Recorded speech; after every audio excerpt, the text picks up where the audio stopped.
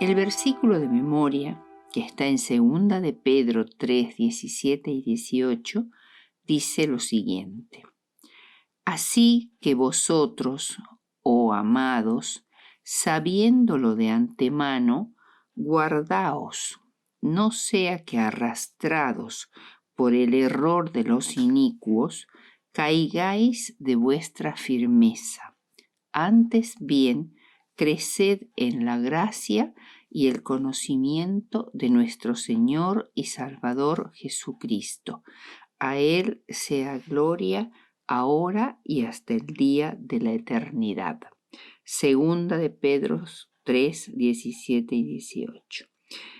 El título de esta lección, ¿Cómo hallar descanso en los lazos familiares?, me recuerda un hermoso y antiguo himno que solíamos cantar en la iglesia, Hogar de mis recuerdos, que dice en algunas de sus estrofas: Hogar de mis recuerdos, a ti volver anhelo, no hay sitio bajo el cielo más dulce que el hogar. Posara yo en palacios, corriendo el mundo entero, a todos yo prefiero mi hogar, mi dulce hogar. Más quiero que placeres que brinda tierra extraña, volver a la cabaña de mi tranquilo hogar. Allí mis pajarillos me alegran con sus cantos, allí con 1000 encantos está la dulce paz. Y realmente creo que esta es una visión idílica, hasta un poco romántica, diríamos, del hogar y las relaciones familiares. Nadie es perfecto y ninguno de nosotros tiene familias perfectas ni relaciones familiares perfectas. Estas a menudo son complicadas y dolorosas. ¿Cómo podemos encontrar el descanso de Dios en este ámbito de la vida? Floyd Rittenhouse, autor de una meditación matinal titulada Muéstrame tus caminos, escribe con respecto a su hogar. Cuando tenía 7 años, nuestra familia de 7 incluía a 2 hermanos y 2 hermanas, todos menores que yo. Nuestra espaciosa cocina, el lugar de más actividad de la casa, servía como habitación multiuso para toda la familia. Nos amábamos profundamente unos a otros, pero el ruidoso clamor a menudo alcanzaba tales niveles que mi madre se refugiaba en su dormitorio para leer o coser, y mi padre, ignorando el ruido, trataba de concentrar sus pensamientos detrás del periódico. A cierta distancia del fondo de la casa, más allá del jardín, había una ensenada de terrenos bajos cubiertos de vegetación a lo largo del arroyo. Cuando niño me gustaba explorar este enmarañado bosquecillo en busca de campanillas amarillas y flores de lavanda. Detrás de un viejo y enorme árbol, en parte desarraigado, llegaba a un claro no muy grande. Había allí una enramada natural rodeada de sauces. Sin que nadie lo supiera, hice un tosco piso con maderas viejas y con ramas y hojas entrelazadas por encima. Construí así una pequeña y abrigada guarida, mi escondedero. Por varios años este escondrijo fue mi lugar secreto. Cuando estaba triste o apesadumbrado, iba allí para estar solo, para descansar en su suave colchón de hojas secas, para escuchar a los árboles y para suavizar las heridas de la niñez. Recostado allí, resolví muchos problemas pequeños, construí fantásticos castillos en el aire y meditado seriamente en el incierto futuro. Allí oré pidiendo perdón y pedí humildemente la orientación divina. Sin embargo, nuestra realidad hoy es que la mayoría de los hogares son disfuncionales. El hogar debiera ser el lugar de apoyo donde el amor se exprese abiertamente, pero muchas veces no es así. ¿Qué es una familia disfuncional? Se nos dice que se trata de una familia que emplea pautas insanas para relacionarse, lo cual lleva al deterioro de la salud mental o física de sus miembros. Muchas veces esto se debe a que los padres atraviesan situaciones problemáticas que no llegan a resolver y se perpetúan en el tiempo. Es una familia en la que los conflictos, la mala conducta y muchas veces el abuso por parte de los miembros se producen continuamente y regularmente. Los niños crecen en tales familias con el entendimiento de que esa es una vida normal. Las familias disfuncionales son principalmente el resultado de adultos codependientes, frecuentemente con adicciones como el alcohol, las drogas y con enfermedades mentales no tratadas que emulan a sus propios padres. Frecuentemente los esposos están al borde de la separación o el divorcio. Permanecen juntos porque no tienen otro lugar donde ir, pero la relación no es estable. Se caracterizan estas familias por la ausencia de límites, la falta de empatía, comprensión y sensibilidad. Hay gran tolerancia hacia el comportamiento abusivo, emocional, físico o sexual, desigualdad o trato injusto de los hijos, con un nivel anormalmente alto de celos, falta de tiempo compartido, adulterio, promiscuidad e incesto, miedo a los padres. Es tan triste contemplar esta realidad fuera y a veces también dentro de la iglesia. Sin embargo, podemos cobrar ánimo con la experiencia de José. La lección de esta semana tiene dos objetivos que son verdades eternas. El primer objetivo es el hecho de que atravesemos pruebas y dificultades, quizá como consecuencia de hogares disfuncionales, no significa de ninguna manera que Dios nos haya abandonado o que nos ame menos. Y el segundo objetivo es que los desafíos que enfrentamos a menudo nos preparan para algo mucho más grande de lo que imaginamos. Dios tiene un plan para nosotros y está obrando para lograr su propósito final en nuestras vidas. Veamos ahora la familia disfuncional de José. Si había familias disfuncionales, una de esas era sin duda la de José.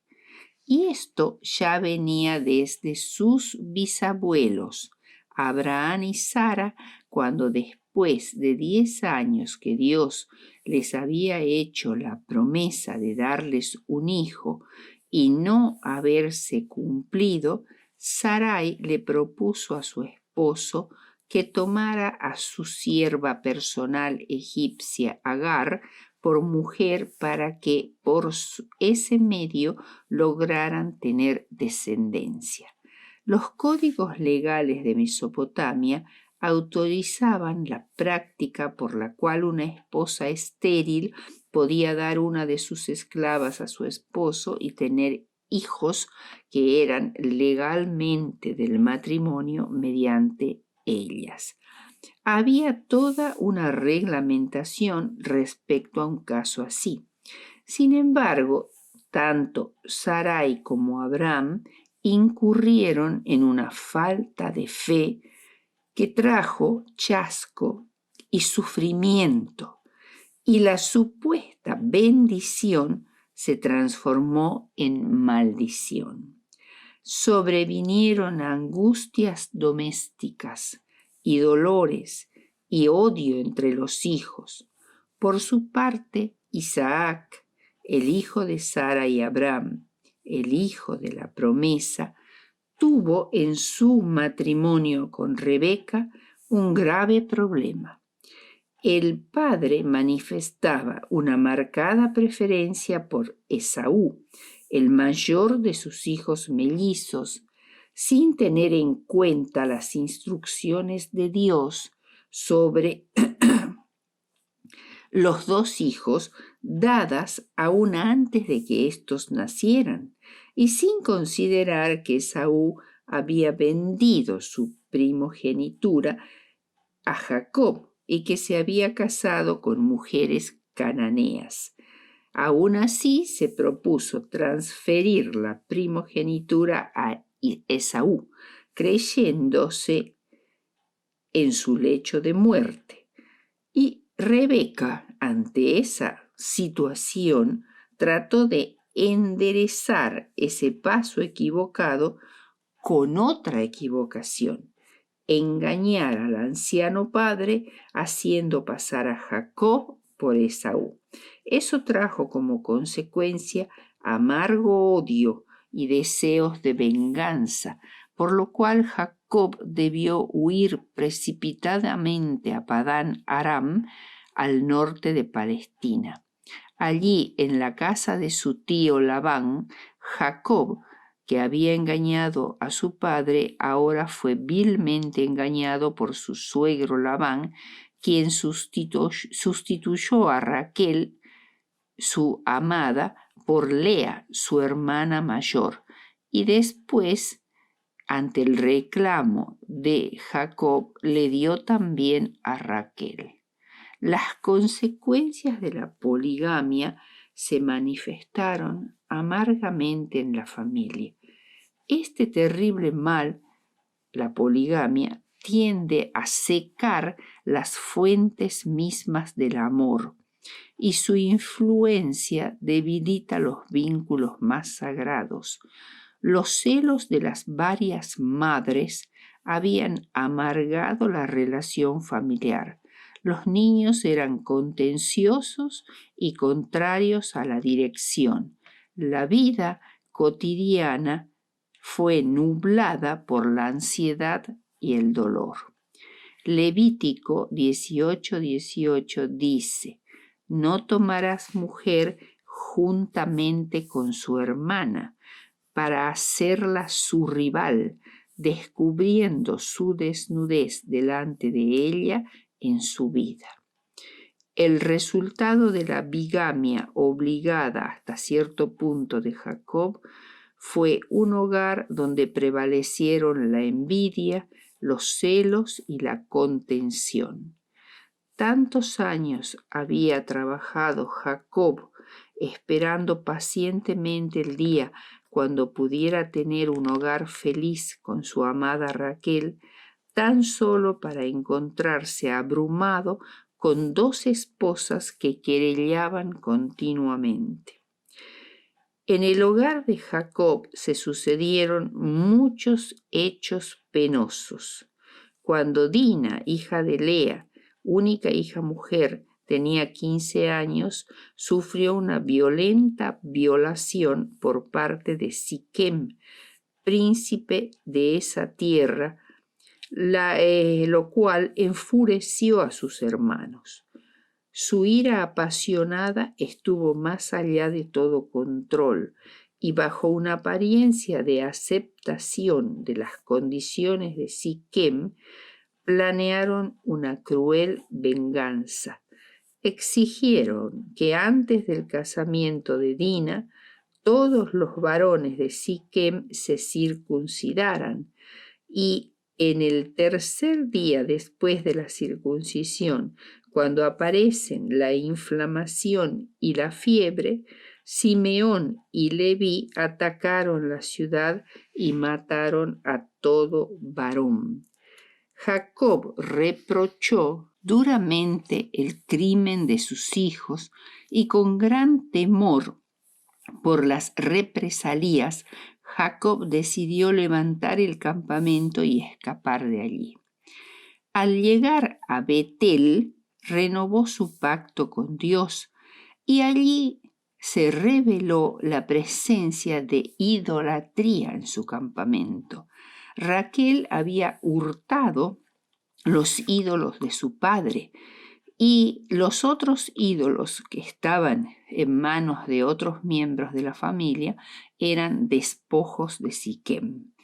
La precipitada huida tuvo como consecuencia el parto prematuro, diríamos así, de Raquel, de su segundo hijo Benjamín, que le produjo la muerte. Rubén, el hijo mayor, cometió incesto con Bila, la esposa de su padre, acto castigado por la ley mosaica con la muerte y grandemente despreciado aún por los paganos. La vileza moral de Rubén produjo en su padre una mezcla de vergüenza, pena, indignación y horror, por lo cual Rubén perdió la primogenitura. Y amaba Israel a José más que a todos sus hijos, porque lo había tenido en su vejez y le hizo una túnica de diversos colores. Génesis 37:3. José era, sin duda alguna, totalmente diferente a sus hermanos. De bello parecer, era además amable y bondadoso, y su padre no ocultaba su preferencia por él. El imprudente regalo de la túnica de colores excitó los celos de sus hermanos y la sospecha de que su padre le daría la primogenitura. Le aborrecían. Jacob imprudentemente mostró su preferencia por José. Cuando solo tenía 17 años, José fue enviado por su padre para llevar alimento a sus hermanos que pastoreaban el ganado en un lugar llamado Dotán. Sus hermanos, cuando lo vieron, le asieron, le quitaron sus vestiduras, lo insultaron, llevándolo brutalmente a una cisterna profunda, lo arrojaron allí y sin saber si matarlo o hacerle alguna otra maldad, decidieron finalmente venderlo como esclavo a una compañía de ismaelitas que venía por allí. José, en la agonía de su terror, imploró a uno y a otro de sus hermanos, pero fue en vano. Todos tuvieron la impresión de que habían ido demasiado lejos para retroceder y permanecieron cobardemente callados. José solo tenía 17 años. Escoger un rumbo nuevo.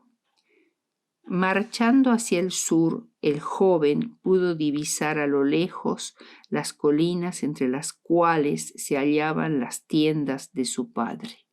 Lloró amargamente al pensar en la soledad y el dolor de su anciano padre. Pensaba qué futuro le esperaba, de ser hijo tiernamente querido, había pasado a ser un esclavo menospreciado y desamparado. Durante algún tiempo se entregó al terror sin poder dominarse. Pero al recordar la historia de la visión de la escalera de Jacob y de cómo los ángeles lo habían instruido y protegido, estas lecciones preciosas le hicieron entregarse por completo al Dios de su padre y pedirle que lo protegiera en el país donde iba desterrado.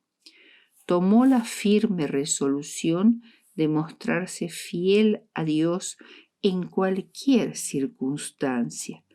Este fue el punto de inflexión en la vida de José. La fe y la espiritualidad no se transmiten genéticamente. Aparecen cuando tomamos la decisión personal de seguir a Dios. Entonces José halló descanso. Los desafíos de José. Fue vendido como esclavo a los 17 años a Potifar, un hombre rico y de posición encumbrada. De ser el hijo mayor de la esposa más amada, el favorito de su padre y el único con un hermoso vestido de muchos colores, ahora era un esclavo. Pero José no perdió su autoestima, porque estaba convencido de su valor ante los ojos de Dios. Nuestra autoestima debe ser alta, no porque nos consideremos a nosotros mismos, sino porque somos preciosos para Dios, quien pagó un precio altísimo para rescatarnos. Dios bendijo a Potifar, sus posesiones y su hogar a través de José, quien era atento, diligente, concienzudo, fiel y consagrado a los intereses de su amo. Pero Satanás logró entramparlo por medio de la esposa de Potifar, que lo acosaba continuamente, y ante su reiterada negativa a ofender a Dios y a su amo adulterando con ella, lo acusó de intento de violación ante Potifar, quien, para guardar las apariencias, lo mandó a la cárcel. Allí también José, en un ambiente tan sórdido y bajo, estaba con Jehová, que le proporcionó consuelo en su nueva aflicción y además le prosperaba en todo lo que hacía, aún en la cárcel. Se ganó así la confianza del carcelero.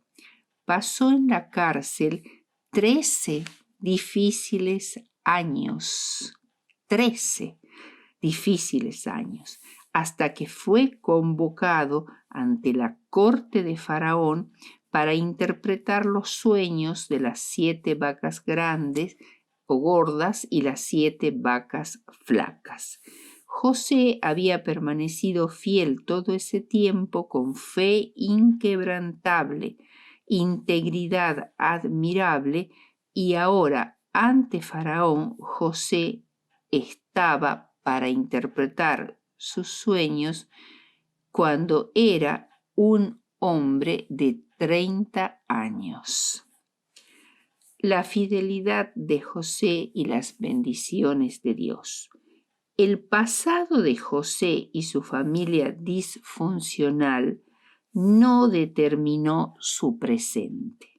Fue fiel a Dios y recibió el favor de Dios, incluso en las circunstancias más difíciles. Cuando la esposa de Potifar lo tentaba con insinuaciones, él huía. Sus palabras en respuesta a ella son clásicas. ¿cómo, pues, haría yo este grande mal y pecaría contra Dios? Génesis 39:9. Cuando lo encarcelaron injustamente, su capacidad de liderazgo y su reputación inmaculada impresionaron al carcelero y fue elevado a la posición de liderazgo. Pero Jehová estaba con él y le extendió su misericordia y le dio gracia en los ojos del jefe de la cárcel. Génesis 39:21. Después de interpretar los sueños del copero y del panadero, José no se puso demasiado ansioso por su encarcelamiento. Se propuso confiar en Dios y hacer lo mejor en la tarea que tenía más a mano. Cuando finalmente lo llamaron para interpretar el sueño del faraón, no se atribuyó ningún mérito.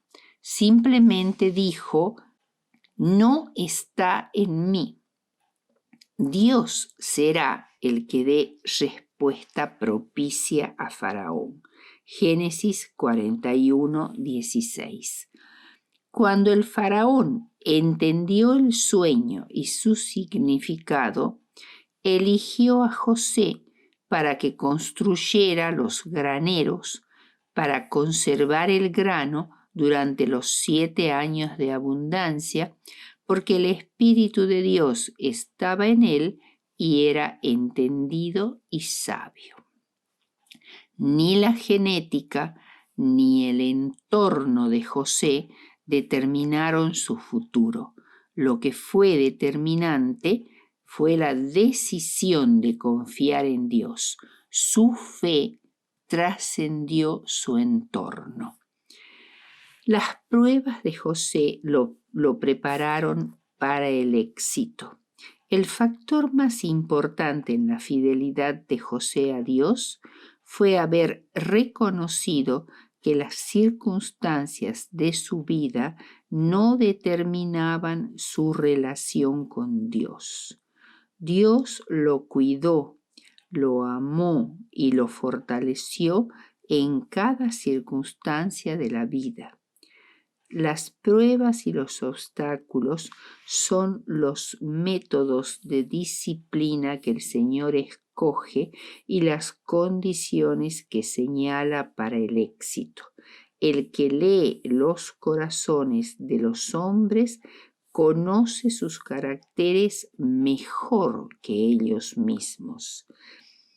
El hecho de que seamos llamados a soportar pruebas demuestra que el Señor Jesús ve en nosotros algo precioso que desea desarrollar.